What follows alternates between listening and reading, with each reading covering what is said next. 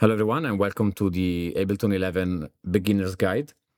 In this sixth episode, we are going to go through the layout of the arrangement mode.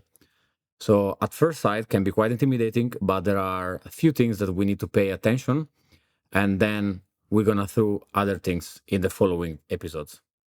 So we're going to start with the layout, with basic stuff. So we have a play button, we have stop button, and we have a record button. Very simple. So here we have the metronome. You just click on here and you have the click. You can change the sound. And here you can modify the volume of the metronome. There are other options. There is the counting. The counting is working in collaboration with the record. So if I press record, it's waiting 1 bar and then it's gonna start. This has to do when you are playing live, when you're playing with instruments and you want to have a 4 click of 1 bar before you actually perform so that you can get ready. Then we have the follow button. So the follow button, it's if I'm zooming here the track and I'm playing and I'm pressing follow, it's following the entire structures of the song.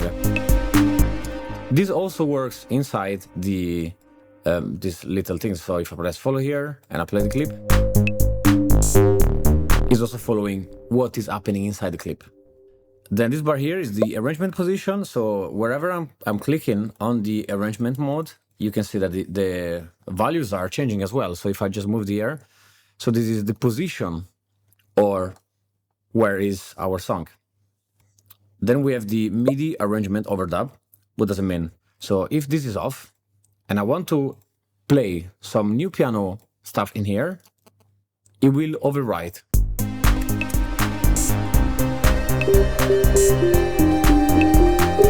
So it's writing on top of the previous recording, which is something that we don't have. So let's undo. And with this on, it's gonna write on top of the existing ones.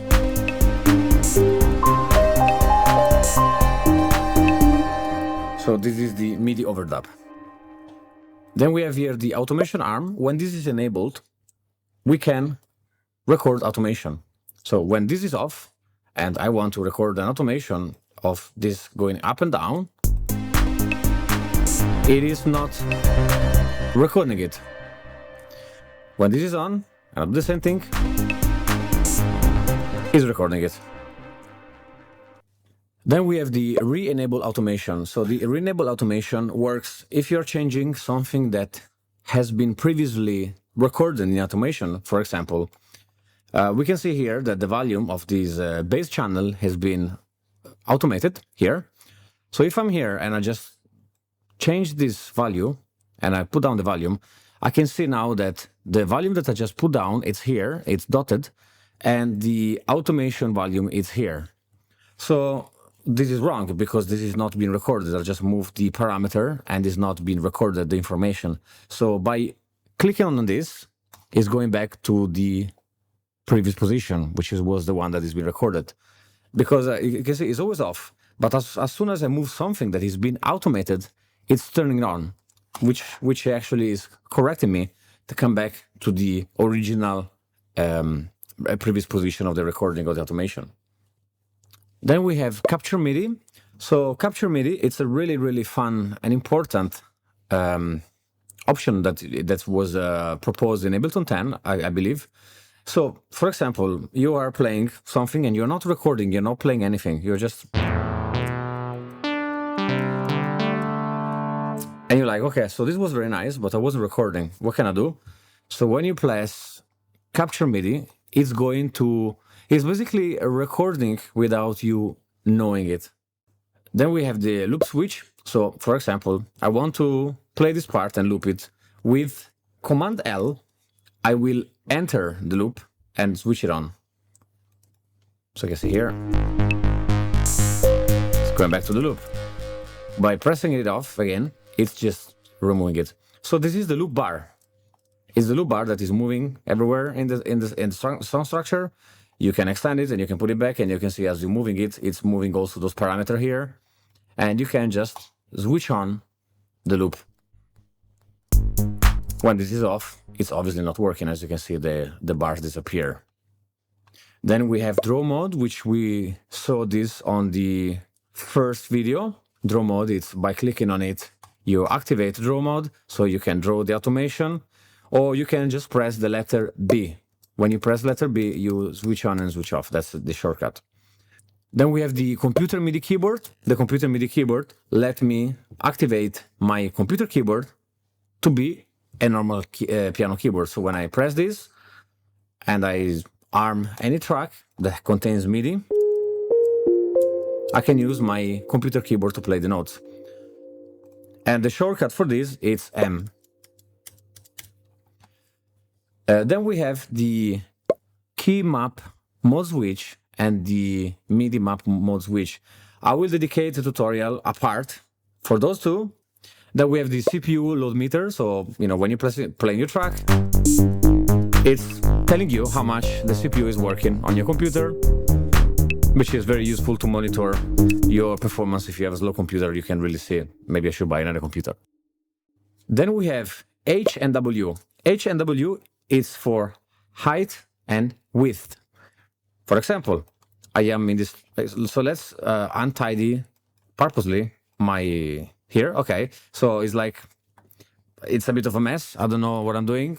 So when I press height, is adjusting the whole height of the track. And width is showing me the whole width of the track. And you can also enter those by pressing H and W.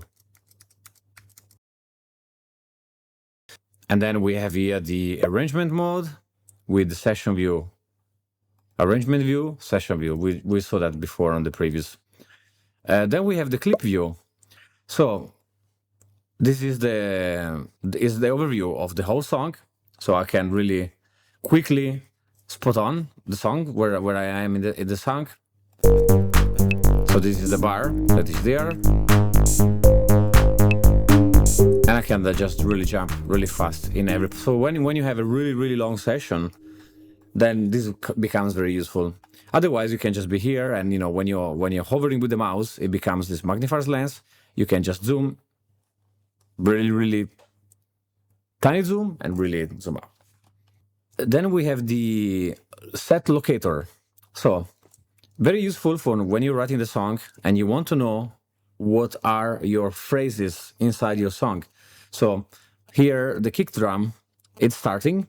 So I want to set a locator here. And I can rename it, and I call it kick.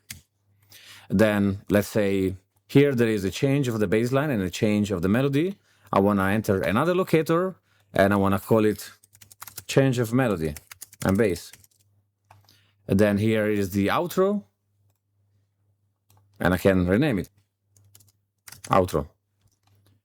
And here is the fading out of the volume. So I just want to remember myself that here there is a fade out of the volume. So just that I can see. So one thing that you can do that is very interesting, you can play within the set locator. So for example, I'm pressing here.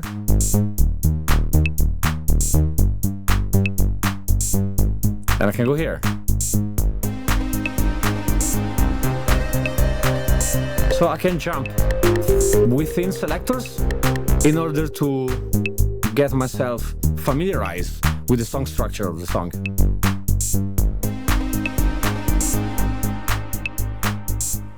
And you can use also those arrows to move within the locator. Then we have here the automation mode. You can toggle between not viewing the automation mode and viewing the automation mode.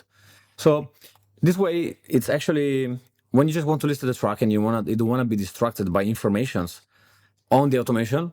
That sometimes you know that there is an automation going down at 2 minutes 50, and that can be distracting when you're listening to the song. So you can have it without, so you can listen to the song and just focus more on the artistic side of the song. Then this is the lock envelopes. So lock envelopes, when it's locked, the envelope are not affected by the clip editing. If it's unlocked, the envelope follow the clip movement. For example, now it's off, and if I want to take this portion and I want to copy and paste it here, I will have the same copy of the automation. But If I want to copy this part here without the information on the automation, I can just click lock envelope, and I will do the same things. I will choose this part, copy, and paste. And the envelope, it's locked. It's locked down. That's why. So as a lock envelope, it means that is locking the envelope the way it is in every position of the song, so that you can, for example, I can just take this one here and move it here. It will be without the information of the envelope. If this is off and I do the same things, it will copy also the automation. So yeah, this is the end of episode 6. In the next episode, we are going to go through the grid and the mixer. Stay tuned.